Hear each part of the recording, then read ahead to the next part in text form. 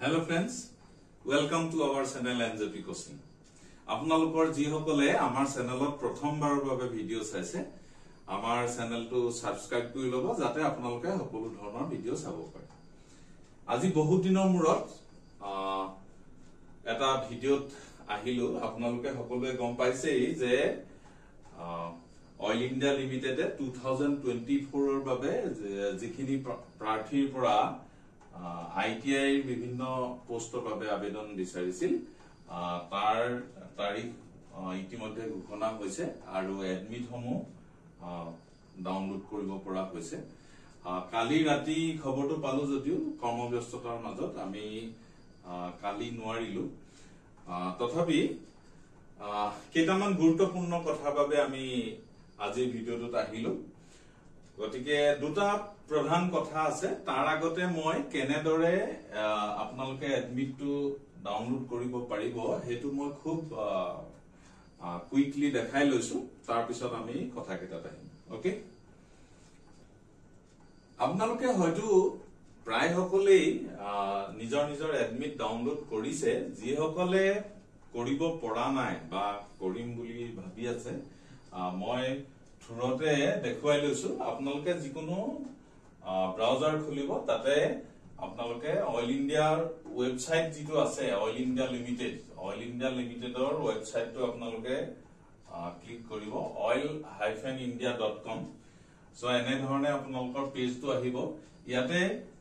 কেৰিয়াৰ্স বুলি যোনটো অপচন আছে তাত ক্লিক কৰিব। তাতে কাৰেন্ট ওপেনিংস আছে, কাৰেন্ট ওপেনিংসটো ক্লিক কৰিব। সো কাৰেন্ট ওপেনিংসটো ক্লিক কৰিলে আপোনালোকে দেখিব ইয়াতে এডমিট সমূহৰ প্ৰত্যেকটো 1 2 3 4 এনেকে দেখুওৱা হৈছে। তাৰে যেটো প্ৰথম যেটো দেখুওৱা হৈছে তাতে ভিউ অপচনটো ক্লিক কৰিব। ভিউ অপচনটো ক্লিক কৰিলে আপোনালোকে এনে ধৰণে দেখিব যে আপোনালোকৰ ইমেইল আইডি, পাসওয়াৰ্ড আৰু ইয়াত এটা ক্যাপচা দিয়া আছে যিটোত আপোনাৰ আনসাৰটো টাইপ কৰিব লাগে। সো ইমেইল আইডিটো আপোনালোকে যিটো আইডি দি ৰেজিষ্টাৰ কৰিছিল সেই ইমেইল আইডিটো দিব আৰু পাসওয়াৰ্ডটো আপোনালোকৰ ডেট অফ বাৰ্থটো হ'ব সাপোজ 1 জানুৱাৰী 1990। সো 01011990 হেতু হ'ব আপোনালোকৰ পাসওয়াৰ্ড আৰু ইয়াত ক্যাপচাটো এনেকে এন্টাৰ কৰি পেলাই আপুনি ডাউনলোড এডমিট কাৰ্ড কৰিব পাৰিব। সো ইয়াতে আমি যেহেতু উল্লেখ কৰিছিলো যে দুটা বিশেষ গুৰুত্বপূৰ্ণ কথাৰ বাবে আজি ভিডিওটোত আহিলো। সো প্ৰথমটো কথা হল কি আমাৰ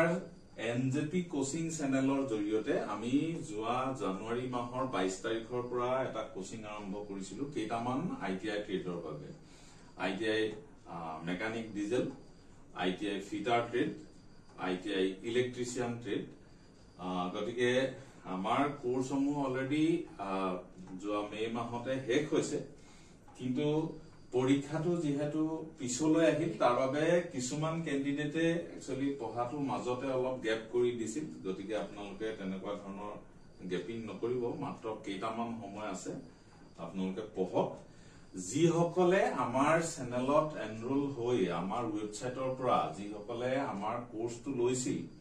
বিশেষকৈ তেখেতসকলক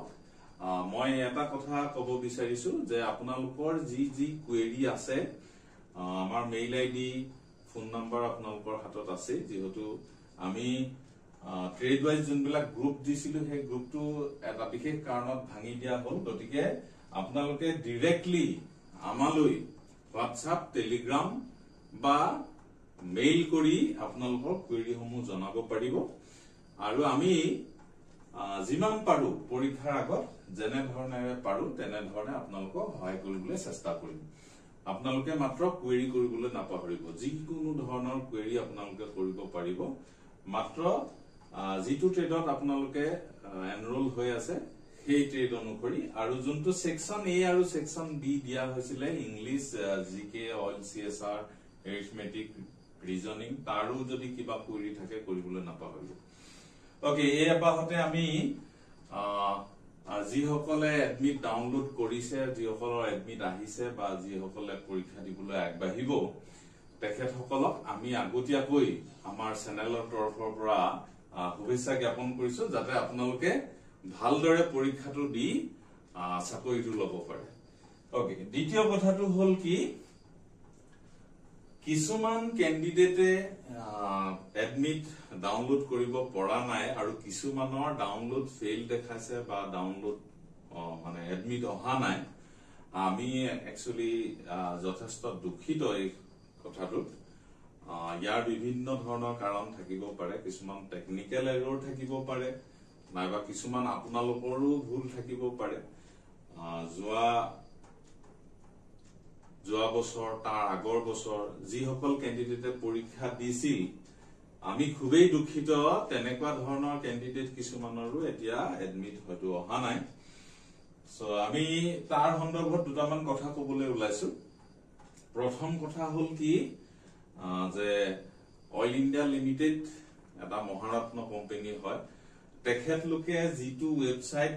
যেনে ধৰণেৰে আপোনালোকক ইনফৰমেশন বিচাৰিছিল আপলোড কৰিবৰ বাবে আপোনালোকে আপলোড কৰিলে তাত হয়তো আপোনালোকৰো কিবা মিস্টেক থাকিব পাৰে কিন্তু এটা কথা নাভাবিব যে কেইজনমান ব্যক্তিয়ে মেনুৱেলি এনেকুৱা ধৰণৰ ডাটাবিলাক চেক কৰা নাই কাৰণ এইবিলাক সফটওয়্যাৰৰ দ্বাৰা কৰা যায় গতিকে তাত সফটওয়্যাৰে যেনে ধৰণেৰে সিলেকশনটো কৰিছে যদি আপোনালোকৰ ডকুমেন্ট আপলোড নাইবা আপোনালোকৰ বিভিন্ন কাৰণত যদি কিবা যদি ভুল হৈ গৈছে তেতিয়া হলে হয়তো ৰিজেক্ট হ'ব পাৰে নতুবা আপোনালোকৰ যদি মাল্টিপল আইডি ক্ৰিয়েট হৈছে নেকি সাপোজ আপোনালোকে যোৱা বছৰ যিটো আইডি পাসওয়াৰ্ড দি পেলাই যোৱা বছৰ যেনেকে আপোনালোকে লগইন কৰিছিলে হে একেটা আইডিতে ট্ৰাই কৰি আছে নেকি এবাৰ কনফাৰ্ম কৰি লব আৰু এইবাৰ এপ্লাই কৰোতে আপোনালোকে যিটো মেইল আইডি পাসওয়াৰ্ড দি আপোনালোকে ডকুমেন্ট আপলোড কৰিছিল বা এপ্লাই কৰিছিল হেইটো কনফাৰ্ম হৈ লব আৰু কেতিয়াবা নেটৰ অসুবিধাৰ কাৰণেও হ'ব পাৰে হয়তো আপোনালোকে হেতু হলে ঠিক হৈ যাব নাইবা আপোনালোকে যদি কনফাৰ্ম হৈ যায় যে আপোনালোকৰ ডাউনলোড অহা নাই সেম প্ৰসিডিউৰত বেলেগৰ আহিছে আমিও আপোনালোকৰ লগতে যথেষ্ট দুখিত হৈছো যে আজি প্ৰথম ৰাতিপুৱাই খুব সোনকালে 7:30 মানত যেতিয়া গম পালো যে এডমিট কালি ৰাতি মানে আপলোড হ'ল তো কেজনমান পজিটিভ ক্যান্ডিডেট পালো যে এডমিট আহিছে বুলি ফোন কৰিলে তাৰ পিছত লাহে লাহে দিনৰ দিনটোত ইটো পিছত হিটো ফোন আহিয়ে আছে কিন্তু মাজতে কেজনমান ক্যান্ডিডেটৰ পৰা গম পাই অতি দুখিত হলো যে তেওঁলোকৰ এডমিট অহা নাই যোৱা বছৰ পৰীক্ষা দিছিল আৰু এনেকুৱা ধৰণৰ ক্যান্ডিডেটও পালো যে যোৱা বছৰ পৰীক্ষাত 80 to 83 মাৰ্কস লৈও মানে 1 বা 2 মাৰ্কসৰ কাৰণে যিসকল ক্যান্ডিডেট কৃতকাৰ্য হোৱা নাছিল এইবাৰ অৱশ্যে যথেষ্ট সংখ্যক পোষ্ট আছিল যথেষ্ট সুবিধা আছিল কিন্তু তাৰে কাৰোবাৰ এডমিট অহা নাই এটো খুবেই পৰিতাপৰ বিষয় গতিকে আপোনালোকে আমি আসলতে কোচিং কৰোৱা মানুহ টিচাৰ মানুহ আমি টিচিং কৰো বিশেষকৈ আমি টেকনিক্যাল কথাবিলাক মই বিশেষকে ইমান ভালদৰে মইও নাজানো আসলতে আমি টিচাৰ হয় পঢ়াও আৰু আমাৰ যোনবিলাক সাইটত বা আমাৰ চেনেলত যোনবিলাক টেকনিক্যাল বস্তু আমি দেখুৱাব লাগে আমি যিমানবিলাক নটিফিকেশন দিব লাগে আমি নটিফিকেশন বিলাকত অলপ কেঁচা হয় আমি ইমান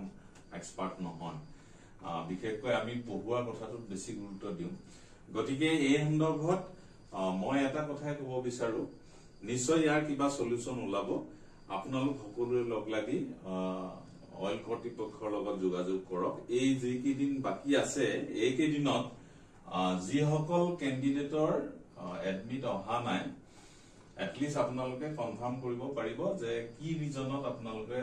মানে এডমিটটো পোৱা নাই নিশ্চয় এটা পাৰ্টিকুলাৰ ৰিজন থাকিব যে আপোনালোকৰে ভুল হৈছে বা ডকুমেন্টত কিবা প্ৰবলেম হৈছে বা আপোনালোকে এজ ৰিলেক্সেশন বিচাৰিছিল যাৰ কাৰণে আপোনালোকে ধৰক কাষ্ট সাৰ্টিফিকেটটো তাত আপলোড হোৱা নাই কোনোবাই ধৰক সেকেন্ড ইয়াৰ ফাইনালৰ সাৰ্টিফিকেটখন নিদি পেলাই ফাৰ্স্ট ইয়াৰখনকে দুবাৰ আপলোড কৰিছে বা কোনোবাৰ সেকেন্ড ইয়াৰখন অলৰেডি এতিয়ালৈকে অহাই নাই এনেকুৱা ধৰণৰ বিভিন্ন ৰিজন হ'ব পাৰে বা কাৰোবাৰ এজটো বাঢ়ি গৈছে ৰিলেক্সেশনৰ কাৰণে এপ্লাই কৰিছে কিন্তু সাৰ্টিফিকেট দিয়া হোৱা নাই বা কিছুমান এনেকুৱাও শুনিছিলো যে অলৰেডি ইজ পাৰ হৈ গৈছে কিন্তু অইলত কৰি থকাৰ বাবে কিবা এটা ক্লজ দিছিল আমি ইমান ভালদৰে গম নাপালো সেই ক্লজটো অনুসৰি কেণ্ডিডেট সকলক মানে সুবিধাটো দিয়া হৈছে নে নাই সেই বিষয়ে আমি ইমান ভালদৰে গম পোৱা নাই গতিকে তাত যিটো আপোনালোকৰ যোগাযোগৰ নাম্বাৰ দিয়া আছিল সেই নাম্বাৰটোত যোগাযোগ কৰি এবাৰ অইল কৰ্তৃপক্ষৰ লগত আপোনালোকে কথা পাতক আহক আহি হয়তো আপোনালোকে গম পাব যে কেনেকুৱা কেনেকুৱা ধৰণৰ ৰিজনত মানে এডমিট অহা নাই বা যদি কিবা টেকনিক্যাল এৰৰ হৈছে নিশ্চয় এইটো ঠিক কৰা হ'ব চাগে মই ভাবো গতিকে অন্য কোনো ধৰণৰ বেলেগ সাজেশন নিদি মোৰ ফালৰ পৰা আমি এইখিনি কথাই কলো আপোনালোকে নিৰাশ নহয় এবাৰ অইল কৰ্তৃপক্ষৰ লগত যোগাযোগ কৰক নিশ্চয় আপোনালোকে ইয়াৰ ৰিজনটো গম পাব পুনৰ সকলোলৈকে আমি আগন্তুক পৰীক্ষাৰ বাবে শুভেচ্ছা জ্ঞাপন কৰিছো যাতে আপোনালোকে পৰীক্ষাটো দি সকলোৱে পৰীক্ষাটো পাছ কৰিব পাৰে আৰু চাকৰিটো ল'ব পাৰে okay thank you very mass